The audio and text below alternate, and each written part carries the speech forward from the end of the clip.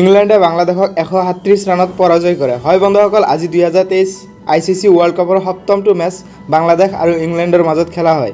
2023 ICC world কাপৰ আৰম্ভণিটো যদিও ইংলেণ্ডৰ বাবে বেয়া আছিল, কিন্তু ইংলেণ্ডে আজি বাংলাদেশক এটা ডাঙৰ ৰানৰ ব্যৱধানত হেৰাই দি আজিৰ মেচটো নিজৰ নামত কৰি লয়। টছ জিকি বাংলাদেশ বলিং কৰিবলৈ সিদ্ধান্ত লয় আৰু ইংলেণ্ডে বেটিং কৰিবলৈ আহি ধুনীয়া এটা আৰম্ভণি দিয়ে, য'ত ডি মেলান 140 ৰান কৰে আৰু তেওঁৰ লগতে জে ৰুট 82 ৰান কৰে আৰু তেওঁলোকৰ বাহিৰেও ইংলেণ্ডৰ সকলো বেটছমেনৰ তৰফৰ পৰা ধুনীয়া এটা ইনিংছ দেখিবলৈ পোৱা যায় আৰু এনেদৰে ইংলেণ্ডে 50 অভাৰত 9টা উইকেট হেৰুৱাই 364 ৰান কৰিবলৈ সক্ষম হয়। কিন্তু বাংলাদেশ যেতিয়া 365 ৰানৰ টাৰ্গেট চেজ কৰিবলৈ আহে, তেতিয়া বাংলাদেশৰ আৰম্ভণিটো সিমান এটা ভাল হোৱা নাছিল।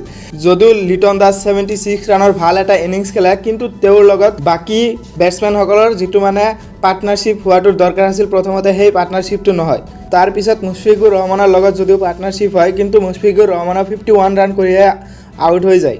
লিটন দাস আৰু মুশফিকুৰ ৰহমানৰ বাহিৰে বাংলাদেশৰ আৰু কোনো বেটছমেনে নচলে আৰু ইয়াত ইংলেণ্ডৰ বলাৰসকলৰ তৰফৰ পৰা ধুনীয়া এটা বলিং এটেক দেখিবলৈ পোৱা যায়, য'ত ৰিচ টপলি 10 অভাৰত মাত্ৰ 43 ৰান দি 4টা উইকেট লয় আৰু ইয়াৰ লগতে বাকী বলাৰসকলৰ তৰফৰ পৰা ধুনীয়া এটা বলিং পাৰফৰ্মেঞ্চ দেখিবলৈ পোৱা যায়। আদিল ৰাছিদে 10 অভাৰত 42 ৰান দি এটা উইকেট লয় আৰু এনেদৰে ইংলেণ্ডে 137 ৰানৰ ডাঙৰ এটা ব্যৱধানত আজিৰ মেচটো নিজৰ নামত কৰি লয়।